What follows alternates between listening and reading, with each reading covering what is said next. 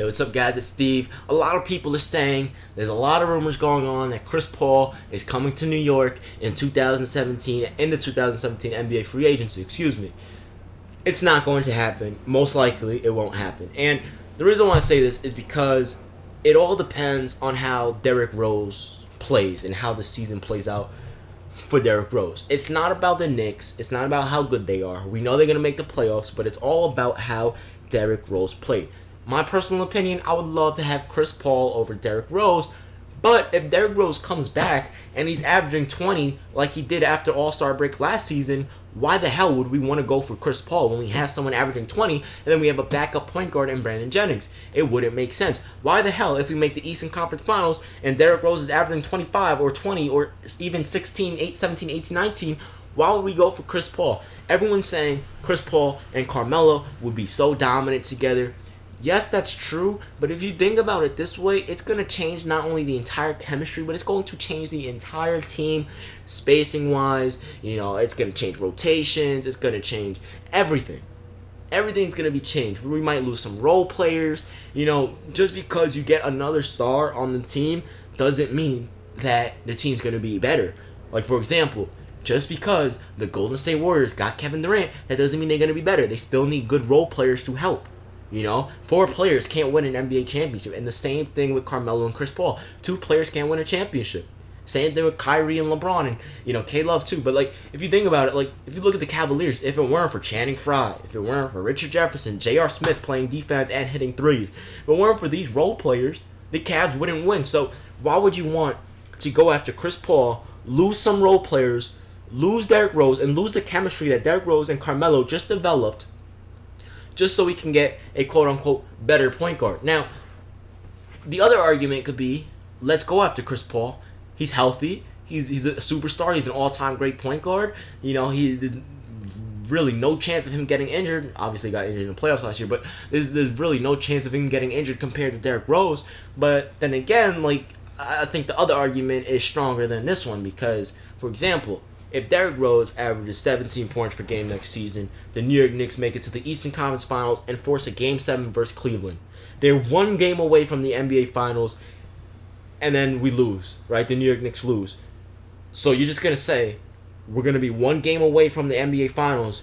We're going to have a point guard that's playing good, really good, helping out Carmelo, and we're just going to get rid of that one game away from the NBA Finals, get rid of all they worked hard for, all the chemistry they just developed that offseason, to start all over, lose role players just to get Chris Paul. That doesn't make sense. And people saying Chris Paul and Carmelo would work well together, I don't see it happening because here's the thing with Carmelo.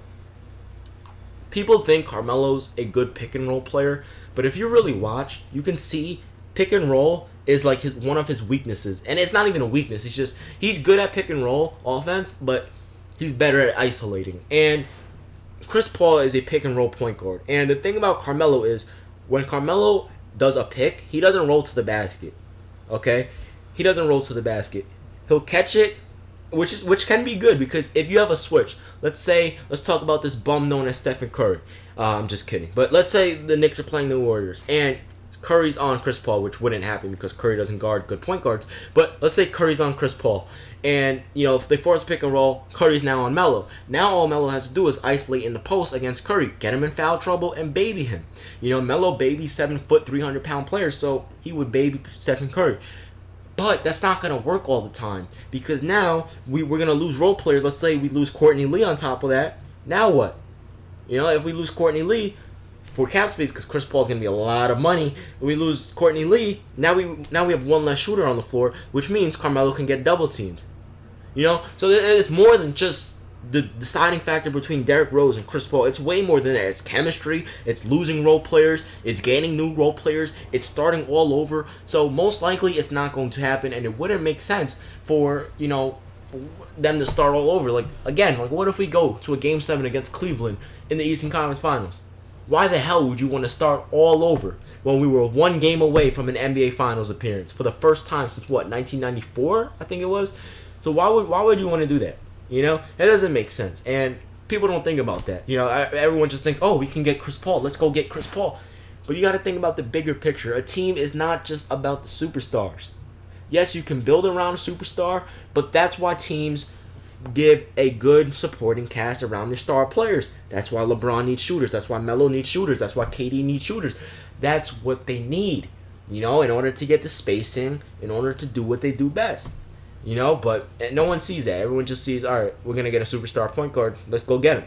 It doesn't make sense, man. So you got to think about the bigger picture. I'm not saying I wouldn't want Chris Paul, because I would. But, if we're going to lose, like, Courtney Lee and Lance Thomas and Brandon Jennings, like, why? That doesn't make sense. Lose 3 good role players just to get Chris Paul. And now what? We're out of Derrick Rose. We're out of Brandon Jennings. We're out of Courtney Lee. Now what? Now we have no depth. Now we have no spacing. Like, what are we going to do now? Now Melo's going to get doubled and triple teamed again, So anyway, I'm out of here. Let me know what you guys think. Peace.